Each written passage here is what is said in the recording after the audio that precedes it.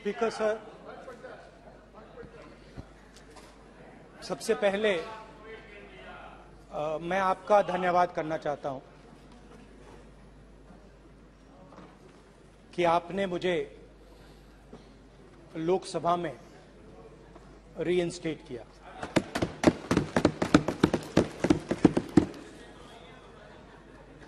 और पिछली बार जब मैं बोला तो शायद मैंने आपको थोड़ा कष्ट भी पहुंचाया, क्योंकि मैंने इतनी जोरों से अदानी जी पे फोकस किया कि जो आपके सीनियर नेता हैं शायद उनको थोड़ा कष्ट हुआ। तो वो जो उनको कष्ट हुआ,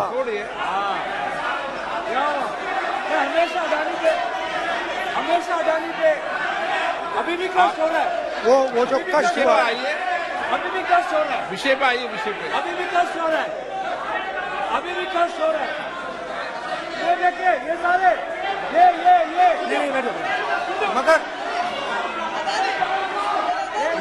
मगर सुनिए ये है। तो वो जो कष्ट हुआ 1 2 3 4 5 उसका असर शायद आप पे भी थोड़ा हुआ। तो इसके लिए मैं आपसे माफी मांगता हूं, मगर मैंने सिर्फ सच्चाई रखी थी। मगर आज जो मेरे बीजेपी के मित्र हैं, आज आपको डरने की जरूरत नहीं है, डरो मत। क्योंकि आज जो मेरा भाषण है, डरो मत। और आप डरो मत।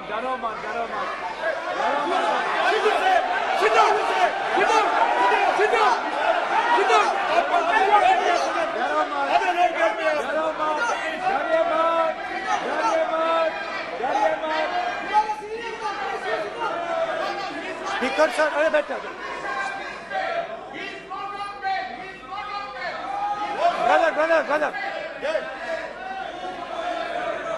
तो आज कोई घबराने की जरूरत नहीं है। आज मैं अपना भाषण, मेन जो भाषण है वो अदानी जी पे नहीं बोलने जा रहा हूं। आप छोड़िए, तो आप रिलैक्स कर सकते हैं, आप शांत रह सकते हैं, क्योंकि मेरा भाषण आज दूसरी डायरेक्शन में जा रहा है।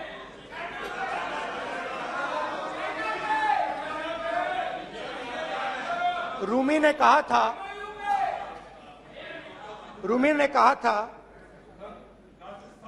जो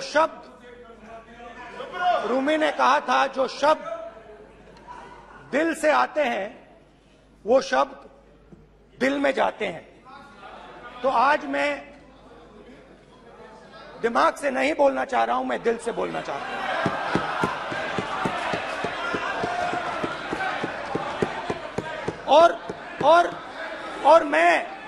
और मैं आज आप लोगों पर इतना आक्रमण नहीं करूंगा। मतलब एक दो गोले जरूर मारूंगा, मगर इतना नहीं मारूंगा। तो आप रिलैक्स कर सकते हैं। डरिए मत।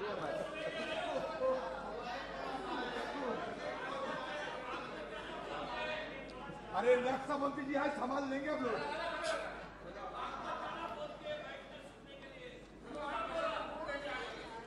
पिछले साल 130 दिन के लिए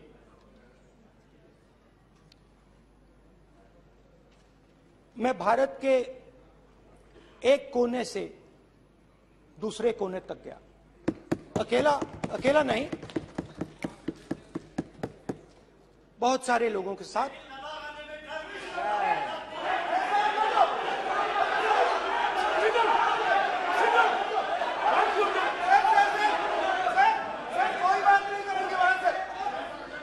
सर, ये हमारा टाइम खत्म करने का साजिश है। प्रधानमंत्री बोलेंगे ऐसे ही हो गया सर। सारे समाज निकल जाए। समुद्र अधीर अधीर अधीर समुद्र के तट से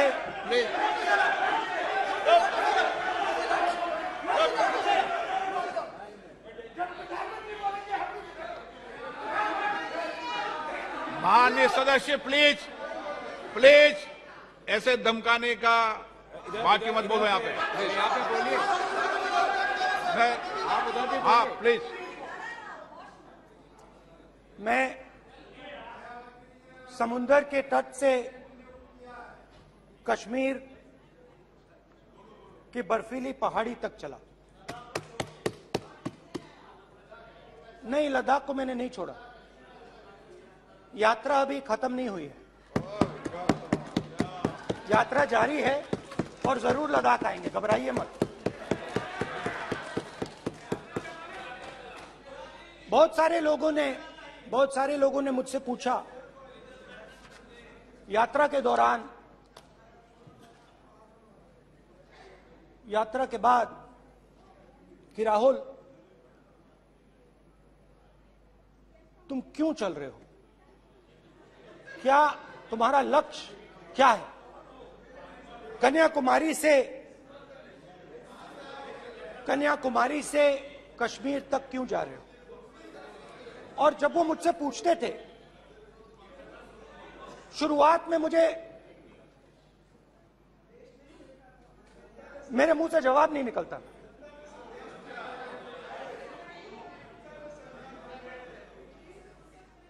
शायद मुझे ही नहीं मालूम था कि मैंने ये यात्रा क्यों शुरू की। जब मैं कन्याकुमारी से शुरू हुआ, मैं सोच रहा था मैं हिंदुस्तान को देखना चाहता हूं, समझना चाहता हूं, लोगों के बीच में जाना चाहता हूं, मगर गहराई से मुझे मालूम नहीं था।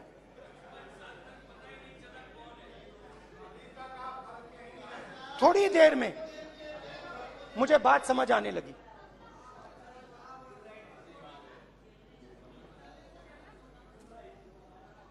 जिस चीज से मुझे प्यार था, जिस चीज के लिए मैं मरने को तैयार हूं, जिस चीज के लिए मैं मोदी जी की जेलों में जाने को तैयार हूं, जिस चीज के लिए मैंने 10 साल हर रोज गाली खाई, उस चीज को मैं समझना चाहता था। ये है क्या जिसने मेरे दिल को इतनी। भाई आप रनिंग कमेंट्री बंद करो, नहीं तो हम भी चालू करेंगे। सुनने का अपने जिस चीज धैर्य रखो। जिस चीज ने मेरे दिल को इतनी मजबूती से पकड़ रखा था, उसको मैं समझना चाहता। शुरुआत में जैसे मैंने शुरू किया, सालों से मैं हर रोज 8-10 किलोमीटर दौड़ता हूं, तो मेरे दिमाग में था कि अगर मैं 10 किलोमीटर दौड़ सकता हूं तो 25 किलोमीटर चलने का क्या मतलब, कोई बड़ी बात नहीं। ये मैंने सोचा था। आज मैं उस भावना को देखूं तो वो अहंकार था कि मैं ये कर सकता हूं, ये कुछ नहीं है। तो मेरे दिल में उस समय अहंकार था।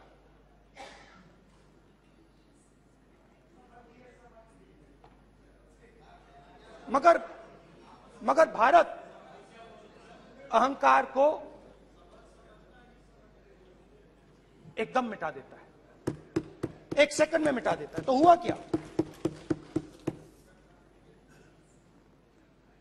2-3 दिन में मेरे घुटने में दर्द शुरू हो गया। पुरानी इंजरी थी और जबरदस्त दर्द। हर रोज मैं उठूं और मेरे घुटने में दर्द, हर कदम में दर्द। तो पहले 2-3 दिनों में जो अहंकार था, जो मतलब भेड़िया जो निकला था, वो चींटी बन गई एकदम। जो हिंदुस्तान को अहंकार से देखने निकला था, वो पूरा का पूरा अहंकार गायब हो गया।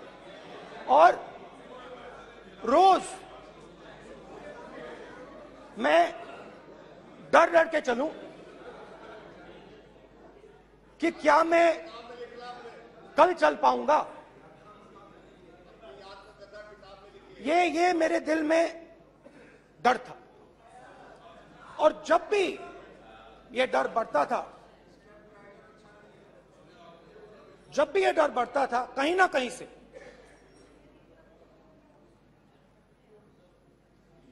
कोई ना कोई शक्ति मेरी मदद कर देती। एक दिन मैं सह नहीं पा रहा था, एक छोटी सी लड़की आती है, मुझे चिट्ठी दे देती। मैंने चिट्ठी खोली, 8 साल की थी, उसमें लिखा था, Rahul, I am walking with you, don't worry. उसने मेरे पैर में चोट देखी और उसने अपनी शक्ति मुझे दे दी। सिर्फ उसने नहीं, लाखों लोग ने। और शुरुआत में जब मैं चल रहा था, कोई किसान आता था, मैं एकदम पहले उसको अपनी बात बताता था कि आपको ये करना चाहिए, आपको इस प्रकार से काम करना चाहिए। मगर इतने लोग आए, हजारों लोग आए, कि थोड़ी देर में मैं बोल नहीं पाया। जो मेरे दिल में बोलने का डिजायर था, वो बंद हो गया। बोल ही नहीं पाया, क्योंकि इतने लोगों से बोलना था। और एक सन्नाटा सा छा गया, भीड़ की आवाज थी, भारत जोड़ो, भारत जोड़ो, भारत जोड़ो। और जो मेरे से बात करता था, उसकी आवाज में सुनता गया।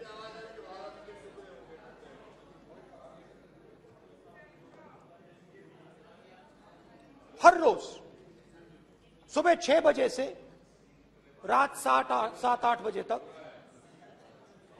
आम आदमी, गरीब, अमीर, बिजनेसमैन, किसान, मजदूर, सबकी आवाज।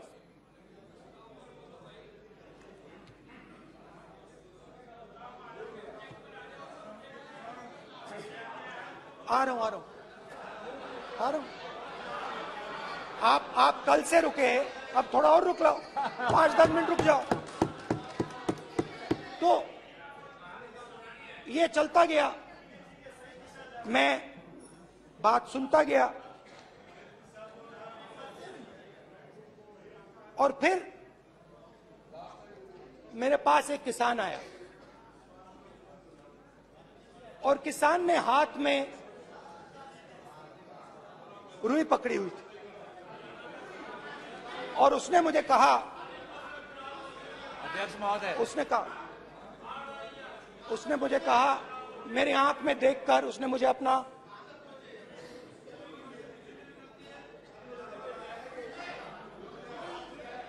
वो रुई का बंडल दिया, और उसने कहा, राहुल जी, यही बचा है मेरे खेत का यही बचा है, और कुछ बचा नहीं है। मैंने उससे, जो मैं नॉर्मली सवाल पूछता था, भैया आपको बीमा का पैसा मिला, वो पूछा। बीमा का पैसा मिला, वो पूछा।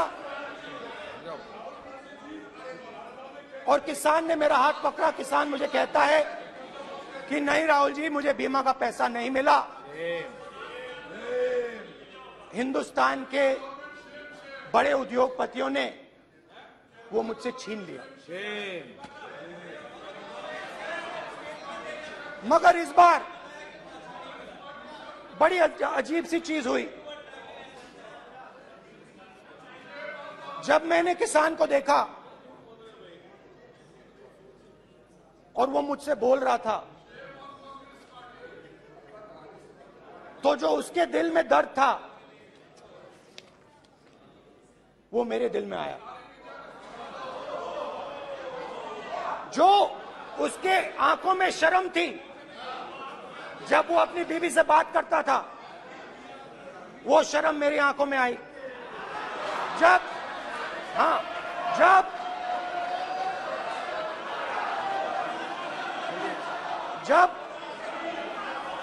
उसकी जो भूख थी वो मुझे समझ आई।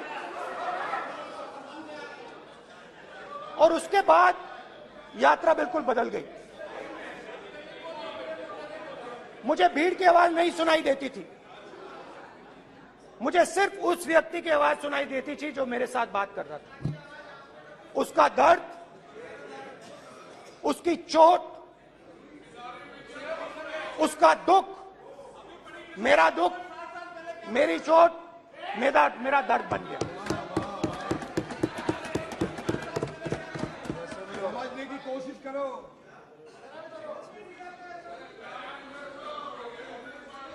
भाइयों और बहनों, लोग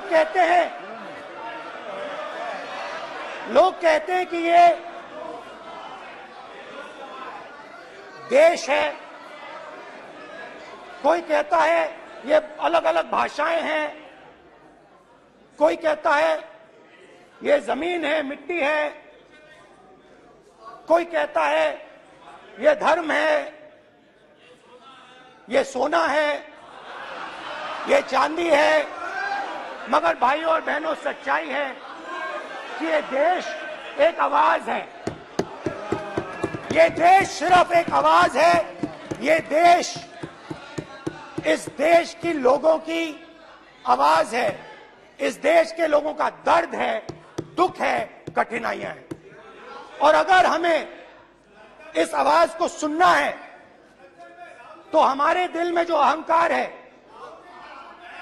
हमारे जो डिजायर्स हैं, हमारे जो सपने हैं, उनको हमें परे करना पड़ेगा। जब हम अपने सपनों को परे करते हैं तब हमें हिंदुस्तान की आवाज सुनाई देती है, तब तक हिंदुस्तान की आवाज हमें नहीं सुनाई देती। अब आप कहोगे ये बात मैंने नॉन कॉन्फिडेंस मोशन में क्यों रखी? इसका क्या मतलब है कि भारत एक आवाज है, भारत लोगों का दुख है, भारत लोगों का कष्ट है, मुश्किलें हैं। क्योंकि भाइयों और बहनों,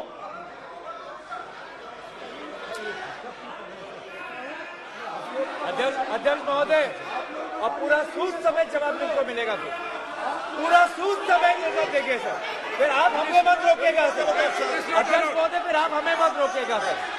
आप हमें मत रोकेगा, फिर आप हमें मत रोकेगा, आप हमें मत रोकेगा, फिर आप हमको मत रोकेगा सर। हम सब देख रहे हैं, सब सुन रहे हैं, आप हमको फिर मत रोकेगा सर। तो स्पीकर सर, भारत एक आवाज है। भारत इस देश के सब लोगों की आवाज है। और अगर हम उस आवाज को सुनना चाहते हैं, हमें अहंकार को, नफरत को मिटाना पड़ेगा। स्पीकर सर, कुछ ही दिन पहले मैं मणिपुर गया। हमारे प्रधानमंत्री नहीं गए, आज तक नहीं गए, क्योंकि उनके लिए मणिपुर हिंदुस्तान नहीं है।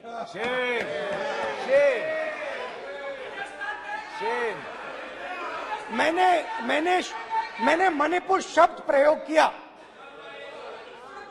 मगर आज की सच्चाई यह है कि मणिपुर नहीं बचा है। मणिपुर को आपने दो भाग में कर दिया है।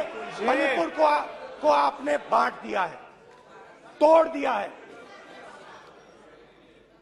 मैं मणिपुर में रिलीफ कैंप्स में गया।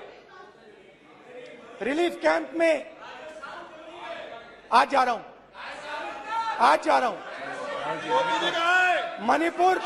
मणिपुर में रिलीफ कैंप में मैंने महिलाओं से बात की। ठीक है सर, अब आप हमको मत रोकेंगे। It's not fair. आप हमको मत रोकेंगे। You tolerate insults. Sir, Don't allow them. पूरा टाइम No, देंगे। sit down. पूरा टाइम देंगे। Why you always hooligan? कल देखेंगे। बात नहीं करेंगे सर, प्रधानमंत्री की बात नहीं करेंगे सर ऐसे।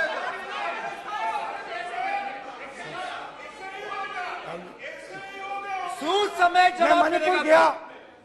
और मणिपुर के कैंप्स में मैंने महिलाओं से बात की,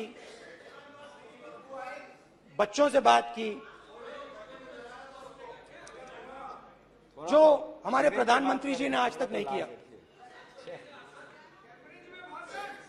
एक महिला मुझे कहती है, मैंने उनसे पूछा, बहन क्या हुआ आपके साथ? What's this? एक एक मंत्री बोल रहे हैं, कल आप बोले एक एक मंत्री खड़े होके बोल रहे हैं, एक एक मंत्री खड़े होके ऐसे कर रहे हैं, एक एक मंत्री खड़े होंगे तो पूरे सांसद खड़े होंगे यहाँ पे, पूरे सांसद खड़े होंगे यहाँ पे, बैठे नहीं है चुपचाप करने का, पूरे सब खड़े होंगे, पूरे सब खड़े होंगे। कल कांग्रेस पार्टी ने पूरा देश खड़ा होगा आपके खिलाफ, तो पूरा देश कल आपके खिलाफ खड़ा होगा। मैं बहुत सारी महिलाओं से बात किया, मगर मैं आपको दो उदाहरण देना चाहता हूं। एक महिला मुझे कहती है, मैंने कहा क्या हुआ तुम्हारे साथ? कहती है, मेरा छोटा सा बेटा, महिला का सम्मान करें प्लीज, ये सम्मान। एक ही बच्चा था मेरा, कोई शर्म कर लो गल एक ही बच्चा था मेरा, मेरे सामने, मेरे आंखों के सामने उसको गोली मारी है। मैं पूरी रात, आप सोचिए, आप अपने बेटों के बारे में सोचिए, मैं पूरी रात उसकी लाश के साथ लेटी रही। झूठ नहीं, झूठ आप बोलते हो, झूठ मैं नहीं बोलता हूं। मैं पूरी रात उसकी लाश के साथ लेटी रही और फिर मुझे डर लगा, मैंने अपना घर छोड़ दिया, जो भी मेरे पास था वो मैंने छोड़ दिया। मैंने उनसे पूछा, कुछ तो लाई होगी? कहती है, नहीं, सिर्फ मेरे जो कपड़े हैं ये मेरे पास हैं। और फिर इधर उधर ढूंढती है और एक फोटो निकालती है और मुझे कहती है, यही मेरे पास अब बची है।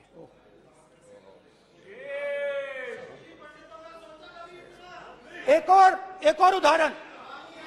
और उदाहरण, दूसरे कैंप में मैं, एक महिला मेरे सामने आती है, मैं उससे पूछता हूं, तुम्हारे साथ क्या हुआ? क्या हुआ तुम्हारे साथ? और जैसे ही मैंने ये सवाल पूछा,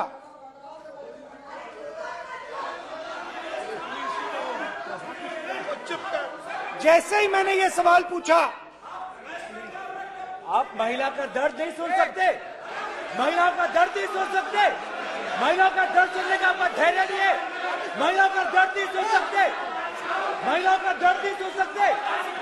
जैसे ही मैंने उससे ये सवाल पूछा, बैठो, जैसे जी सर,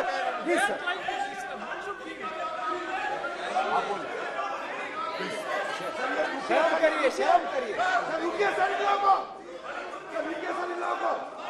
जैसे ही मैंने उससे सवाल पूछा, तुम्हारे साथ क्या हुआ, शर्म नहीं है तेरे को? वैसे ही 1 सेकंड में वो कांपने लगी। उसने अपने दिमाग में वो दृश्य देखा और वो बेहोश हो गई। मेरे सामने कांपती हुई बेहोश हो गई। तो ये मैंने आपको सिर्फ 2 उदाहरण दिए हैं। स्पीकर सर, इन्होंने मणिपुर में हिंदुस्तान की हत्या की है, सिर्फ मणिपुर की नहीं, हिंदुस्तान की हत्या की है। इनकी राजनीति ने मणिपुर को नहीं, हिंदुस्तान को मणिपुर में मारा है। हिंदुस्तान को कत्ल किया है, हिंदुस्तान का मर्डर किया है मणिपुर में।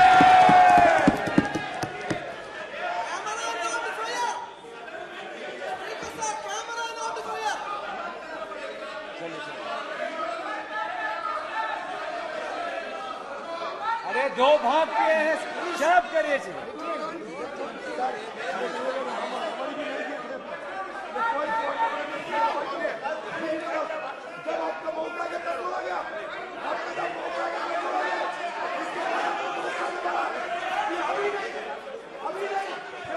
माननीय सभी सदस्यों को कहूंगा शांति रखें, प्लीज प्लीज। मणिपुर, हाँ क्या बोल रहे हैं? अब बोलिए। एक अरे भाई क्या बात है?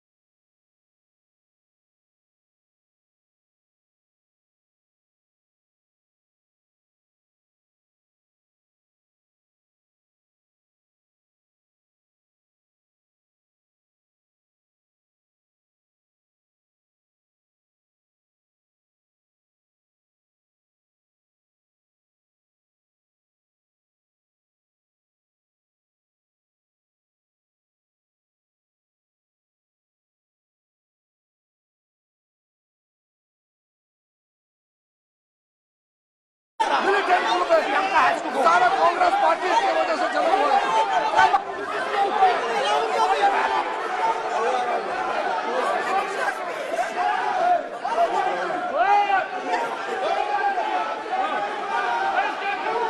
ओके बैक, आजा back back back back back back back back, Hemant सबको पीछे ले आओ। Back back back, highway highway highway highway highway, हो गया हो गया हो गया। प्रतापन हो गया। बैक आप बैक, भाषण नहीं सुनना चाहते हैं? आप भाषण नहीं सुनना चाहते? प्लीज बैठिए, बैक करो, बैक बैठिए बैठिए बैठिए, प्लीज बैठिए, नीचे आ यार, प्लीज बैठिए, नीचे आओ, प्लीज बैठिए। चले चलिए, चलिए अंदर लो, चलिए please, okay thank you thank you thank you please please thank you thank you thank you thank you.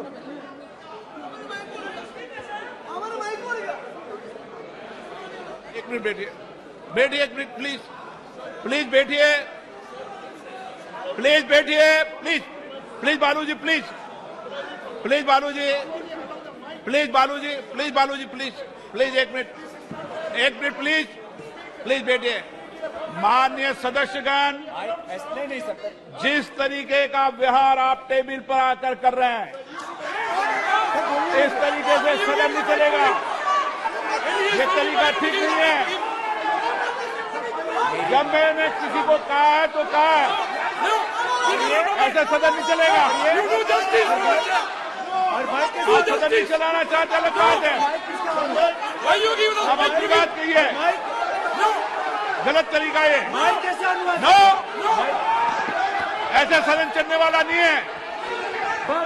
जो माननीय सदस्य टेबल पर आए उनके खिलाफ कार्रवाई होगी। प्लीज बैठिए बैठिए बैठिए, आप भी बैठिए, आप भी बैठिए। माननीय मंत्री जी, माननीय मंत्री जी प्लीज बैठिए। भारत सदन है, माता, प्लीज बैठिए, भारत माता, प्लीज बैठिए। Please brother. मैं बहुत शांति से सुन रहा हूं, इसका तरीका ये नहीं है उचित हो कि आप टेबल पर आए। नहीं, गलत तरीका ये। आप जैसे मैंने माननीय sir please, please brother please भैया पानी लो। जैसे मैंने भाषण के शुरुआत में बोला, भारत एक आवाज है, भारत हमारी जनता की आवाज है, दिल की आवाज है। उस आवाज की हत्या आपने मणिपुर में की। इसका मतलब भारत माता की हत्या आपने मणिपुर में की।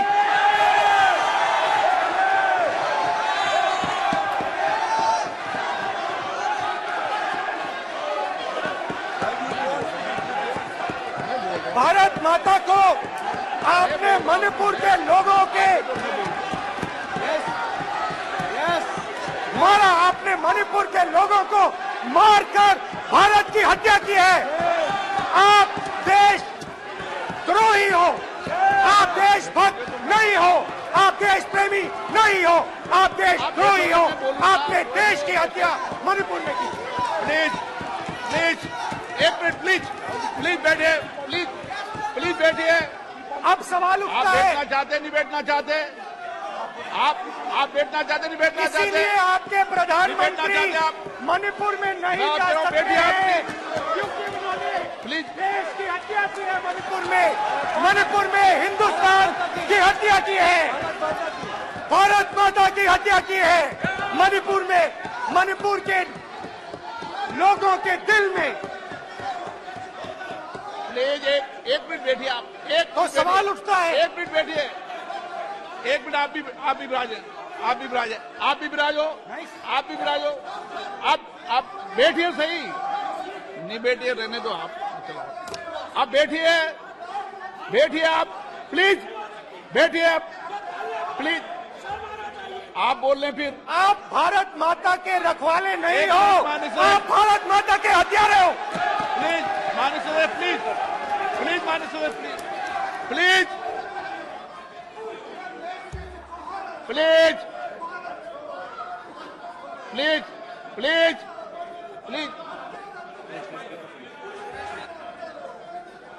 देखिए माननीय सदस्यगण, प्लीज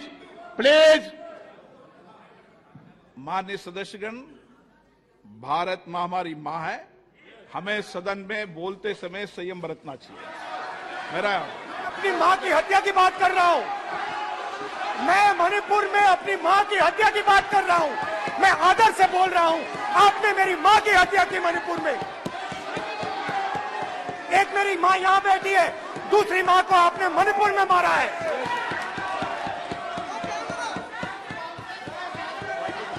और हर रोज जब तक आप हिंसा को बंद नहीं करोगे, तब तक आप मेरी मां की हत्या कर रहे हो। हिंदुस्तान की सेना मणिपुर में एक दिन में शांति ला सकती है। हिंदुस्तान की सेना का आप प्रयोग नहीं कर रहे हो, क्योंकि आप हिंदुस्तान को मणिपुर में मारना चाहते हो।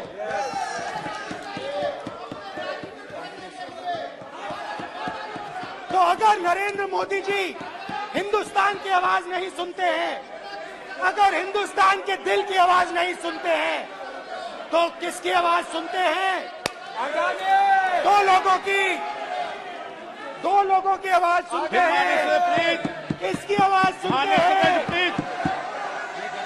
किसकी आवाज सुनते हैं? माननीय सदस्य, और इसलिए सुनते हैं। नो एक गलत तरीका माननीय सदस्य। देख लीजिए अडानी जी के लिए मोदी जी ने क्या काम किया है। देख लीजिए, ये पहले आप क्वेश्चन लेकर आए, गलत तरीका आपका। माननीय सदस्य, आपका गलत तरीका है। आप सीनियर सदस्य हैं, आप इस तरीके का व्यवहार सदन में मत करिए। आप बात करिए, लेकिन इस तरीके से क्वेश्चन लाना ये उचित नहीं है किसी तरीके से। रावण दो लोगों की सुनता था। रावण दो लोगों की सुनता था, मेघनाथ और कुंभकर्ण। वैसे ही नरेंद्र मोदी दो लोगों की सुनते हैं, अमित शाह और अडानी। भाई और बहनों, लंका को हनुमान ने नहीं जलाया था, लंका को रावण के अहंकार ने जलाया था। प्लीज माननीय सदस्य, आप संयमित बोले। आप ये सदन है, आप तरीके से बोलिए। माननीय राम सदस्य, ने रावण को नहीं मारा था, रावण के अहंकार ने रावण को मारा था। आप पूरे देश में केरोसिन फेंक रहे हो, पूरे देश में आप केरोसिन फेंक रहे हो। आपने मणिपुर में केरोसिन फेंकी और फिर चिंगारी लगा दी। अब आप हरियाणा में कर रहे हो, पूरे देश को आप जलाने में लगे हो। आप पूरे देश में भारत माता की हत्या कर रहे हो। धन्यवाद स्पीकर।